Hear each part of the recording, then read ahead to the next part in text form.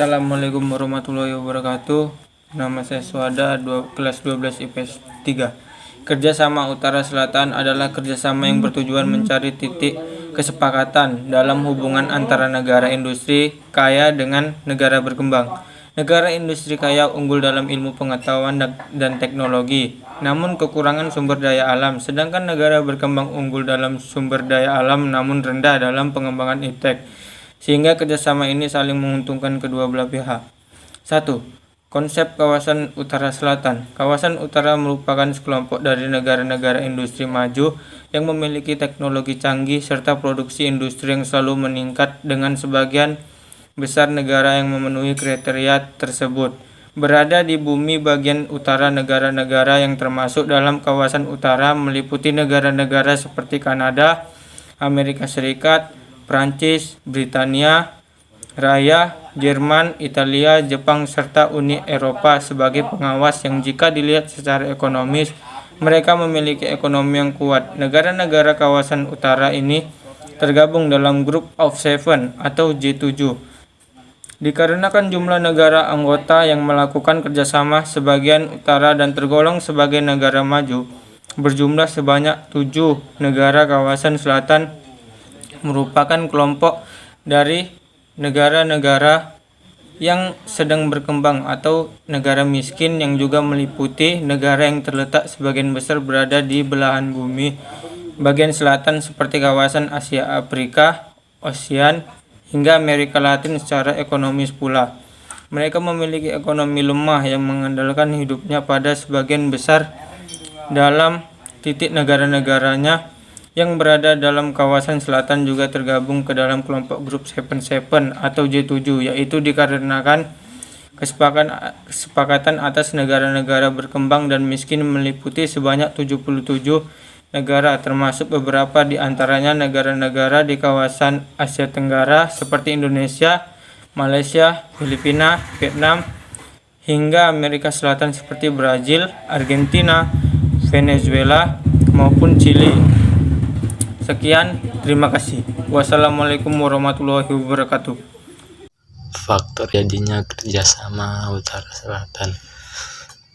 Berdasarkan kekayaan alam, negara-negara maju yang berada di kawasan utara tidak memiliki kekayaan alam yang mencukupi, tetapi kekurangan tersebut dapat diatasi dalam pengusahaan teknologi. Oleh karena itu, mereka sangat unggul dalam bidang ilmu pengetahuan dan teknologi, tetapi kurang didukung oleh sumber daya alam yang melimpah. Sementara negara-negara berkembang yang berada di kawasan selatan memiliki sumber daya alam yang melimpah, tetapi kurang didukung oleh pengusahaan teknologi yang mumpuni. Sebesar 95% negara di kawasan utara juga memiliki sistem pendidikan yang berfungsi dengan baik. Sebaliknya, hanya memiliki sistem pendidikan yang berfungsi dengan baik. Sebaliknya, hanya memiliki sebesar 5% penduduk kawasan selatan yang memiliki pangan dan tempat tinggal yang layak. Negara-negara kawasan selatan juga tidak memiliki teknologi yang diperlukan, tidak ada kestabilan politik, ekonominya mengalami pasangan surut, serta pendapat valuta asingnya bergantung pada ekspor produk primer terbesar yang dimiliki negara tersebut.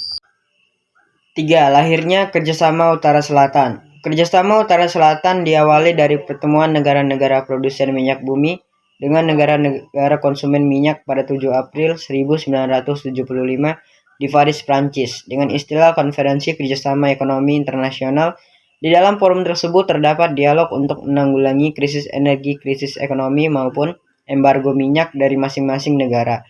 Meskipun pada awalnya kerjasama Utara Selatan hanya beranggotakan 27 negara, pada perkembangannya terus meluas dan berkembang menjadi forum negara-negara industri dengan negara-negara berkembang. Melihat keberhasilan forum yang diselenggarakan pada 1975 tersebut, forum yang sama dilaksanakan pada 2 tahun berikutnya, yaitu pada tahun 1976 sampai dengan 1977. Pertemuan ini bukan hanya membahas perdagangan internasional, tetapi juga meluas ke bidang energi, sumber daya alam, pembangunan, hingga keuangan yang menyangkut permasalahan global. Pada saat konferensi tingkat tinggi Gerakan Non-Blok 10 di Jakarta pada 1 sampai dengan 7 September 1992, Indonesia menjadi tuan rumah sekaligus ketua dari Gerakan Non-Blok. Pada saat itu, Indonesia mendorong kembali diadakannya dialog antar kawasan utara dan selatan. Tujuannya difokuskan pada masalah perdagangan barang komoditas internasional kedua kelompok tersebut. Masing-masing mempunyai potensi dan peran yang penting dalam perekonomian internasional. Harapannya hubungan utara-selatan ini akan menghasilkan kemakmuran bagi semua negara di dunia, tetapi kenyataannya hanya menciptakan kemakmuran bagi negara-negara di kawasan utara dan merugikan negara-negara di kawasan selatan. Pada KTT APEC ke-24 di Pladeo pada 7 sampai dengan 9 September 2012, terjadi perpindahan pimpinan APEC dan dari Rusia ke Indonesia. Dengan ini peran Indonesia dalam kerjasama regional semakin meningkat karena Tujuan kerjasama ini adalah menghormati hubungan antara negara-negara industri atau kawasan utara dengan negara-negara berkembang kawasan selatan. Mengikut sertakan negara-negara berkembang dalam perundingan perekonomian dunia, membagi keuntungan secara adil dari diadakannya perdagangan internasional. Pengelompokan negara tersebut muncul berawal dari perbedaan tingkat status ekonomi kelompok utara dan kelompok selatan. Negara utara merupakan kelompok negara di kawasan utara dengan ekonomi industri yang maju. Sedangkan negara selatan merupakan negara-negara di kawasan selatan dengan ekonomi yang masih berkembang. Ciri utama kerjasama utara-selatan adalah masing-masing negara bersikap terbuka dan saling bergantung satu sama lain. Relasi utara-selatan yang menekankan pada kerjasama ekonomi dan perdagangan membuat negara-negara yang terlibat di dalamnya saling ketergantungan. Negara-negara pada era pasca Perang Dingin sudah tidak berkelompok lagi berdasarkan ideologi liberalisme atau komunisme, tetapi berdasarkan tingkat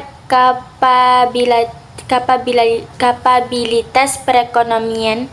Oleh karena itu muncullah konsep negara maju dan negara berkembang atau negara-negara kelompok utara dan kelompok selatan. 1. Negara-negara kelompok utara. Negara-negara kelompok utara adalah sebutan bagi negara maju atau negara industri yang disebut pula negara G7 yang mayoritas terletak di belahan bumi bagian utara, dengan kondisi perekonomian yang baik. 2. Negara-negara kelompok selatan.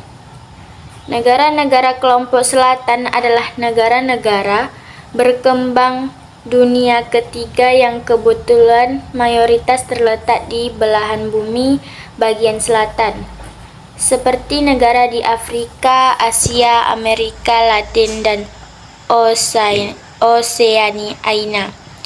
Negara-negara berkembang ini dahulu merupakan bekas negara koloni yang memiliki ciri-ciri sebagai berikut. A. Berkebudayaan tradisional. B.